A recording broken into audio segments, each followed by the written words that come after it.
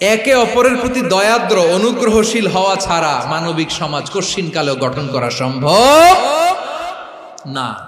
প্রিয় ভাইয়েরা, সুন্দর আচরণ দিয়ে, ইহসান দিয়ে যা জয় করা যায়, নরম আচরণ দিয়ে যেটা অর্জন করা যায়, কঠোরতা দিয়ে সেটা পারা যায় না।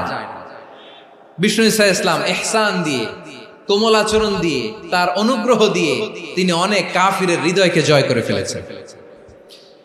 সাইয়েদনা সুমামা ইবনে উসাল রাদিয়াল্লাহু তাআলা আনহুর কথা মনে পড়ে যায়। তিনি ছিলেন ইয়ামামার বাদশা।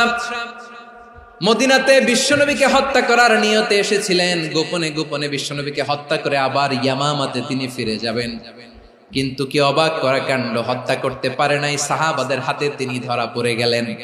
সাইয়েদনা সুমামা ইবনে উসাল রাদিয়াল্লাহু তাআলা আনহু হত্যার নিয়তে আসলেন, কিন্তু হত্যা করতে পারলেন না। সাহাবারা ওনাকে ধরে ফেললেন, ধরে মসজিদে নববীর পিলারের মধ্যে বেঁধে রাখলেন।